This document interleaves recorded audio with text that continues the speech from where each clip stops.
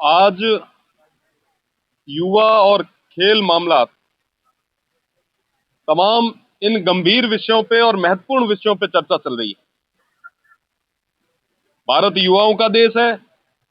राजस्थान में युवाओं की संख्या काफी है, पर आप दोनों ही सदन, चाहे विधानसभा हो चाहे लोकसभा हो, उसमें देखें कि आप कितना रिप्रेजेंटेटिव यूथ का है, युवाओं का है।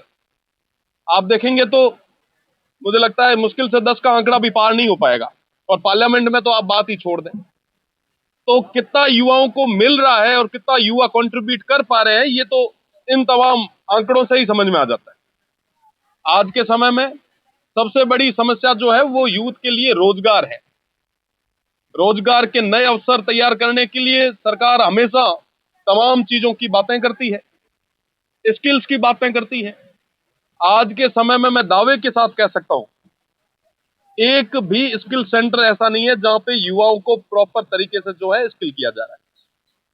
ये बात वर्तमान सरकार की नहीं है, पूर्ववर्ती सरकार में भी यही हाल रहे।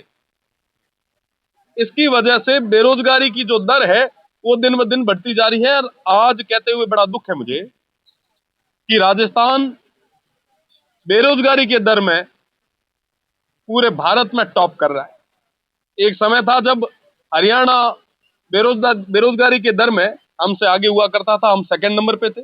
आज हम बेरोजगारी में पहले नंबर पे।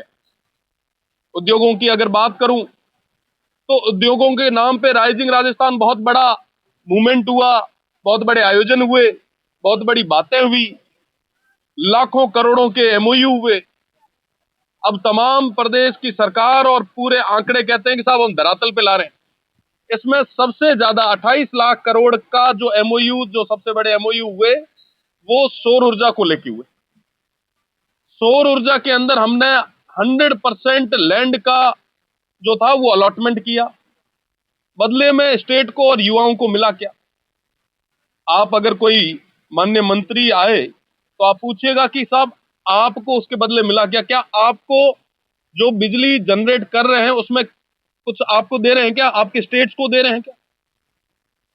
उल्टा जमीन हम दे रहे हैं, एम्प्लॉयमेंट हमें कोई मिल नहीं रहा है, और बदले में जो बिजली भी है उसको भी हम पैसे देके उनसे खरीद रहे हैं। ये स्थितियां आज के समय में हुई है। न सिर्फ वर्तमान सरकार में, बल्कि पूर्ववर्ती सरकार ने भी पिछले 2 सालों में, अपने टेन्योर के 2 आखिरी सालों में खूब जमीन अलॉट की। ये भी सरकार जमीनें अलॉट करने में कोई कमी नहीं रखी। और बाकी रही बात खेल की, तो आंकड़ों के खेल बहुत बढ़िया तरीके से चल रहे हैं। अगर मैं खेलों पे आऊं तो वर्तमान में 41 जिले हैं, और हर जिले में राजस्थान खेल परिषद के आधार पर 40 कोच हर जिले में होने अनिवार्य है, क्योंकि 40 खेल है। अगर टोटल हम नंबर निकालें, अगर एक एक भी कोच अगर एक एक गेम का होता है तो लगभग 1600 के आसपास कोचेज की जरूरत है। हमारे पास कितने कोचेज हैं पता है आपको? मात्र 50 कोच। 1600 के विरुद्ध में सिर्फ 50 कोच है। और हम कहते हैं कि साहब आने वाले समय में हम हरियाणा को पछाड़ देंगे, हमारे आने वाले समय में ये जो युवा है ये खेलों के माध्यम से हम आगे बढ़ाएंगे। आज के समय में हमारे पास इंफ्रास्ट्रक्चर भी पूरे तरीके से नहीं है। हकीकत ये है कि कई सारे तो ऐसे हमारे गेम्स हैं, बैडमिंटन है, साइकिलिंग है, बॉक्सिंग है, इनके तो कोचेज ही नहीं है स्टेट के पास, और हम खेल में द्रोणाचार्य बन रहे हैं।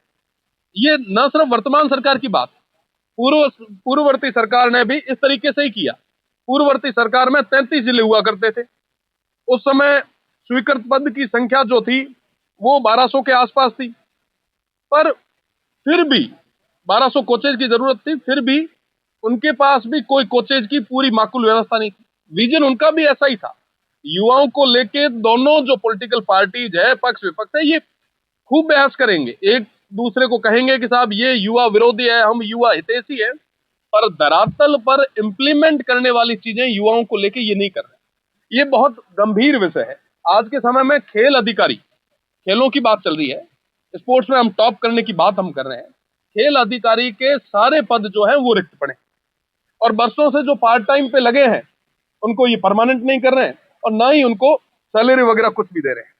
और मेरा तो सुझाव है, दोनों ही सरकारें और तमाम जो लोग हैं, बुद्धिजीवी लोग हैं, पर जितना आप आयोजनों पे खर्च करते हैं, जैसे थोड़े दिन पहले आपने देखा होगा कि खेलो इंडिया हुआ, मात्र एक व्यक्ति ही एक रेस में दौड़ा। इससे बुरी स्थिति तो क्या होगी? आपने लाखों करोड़ों रुपए खर्च किए, इतने रुपए अगर आप इंफ्रास्ट्रक्चर पे खर्च करते तो हो सकता है कि हम इंफ्रा को और मजबूत कर पाते, पर नहीं। आप देखेंगे कि राजस्थान का खेलों का सबसे बड़ा जो पुरस्कार है वो महाराणा प्रताप अवार्ड 2009 से शुरुआत हुई, पर 16 साल में, पिछले 16 से 17 साल में मात्र 2017 और 18 में ही दिया गया। उसके अलावा कभी ये अवार्ड दिया ही नहीं गया। तो ये स्थिति हमारी खेलों को लेके, अगर गांव में देखें, इनके जितने भी खेल मैदान है उनकी स्थिति बहुत बुरी है। आज तक हम कोई भी ओलंपियन हमारे यहां से हम नहीं दे पाए, कोई भी कॉमनवेल्थ का टॉप खिलाड़ी नहीं दे पाए। माननीय जो खेल मंत्री जी हैं वो भी आर्मी से जाके खेल के आए हैं, राजस्थान के कोटे से नहीं गए। आज ये स्थितियां बनी है, इस पे चिंता करने की जरूरत है। जब प्रदेश युवाओं का देश है तो युवाओं को रोजगार, खेल और तमाम, और हम किस तरीके से आगे बढ़ाएं, मुझे लगता है पक्ष और विपक्ष को आपस की खींचतान वाली राजनीति को छोड़कर, देखो युवा समझ रहा है, युवाओं को पता है कि कौन उनका हितैषी है और कौन सिर्फ राजनीतिक बातें कर रहे हैं। तो मुझे लगता है इन तमाम चीजों पे, इन तमाम विषयों पे बात होनी चाहिए।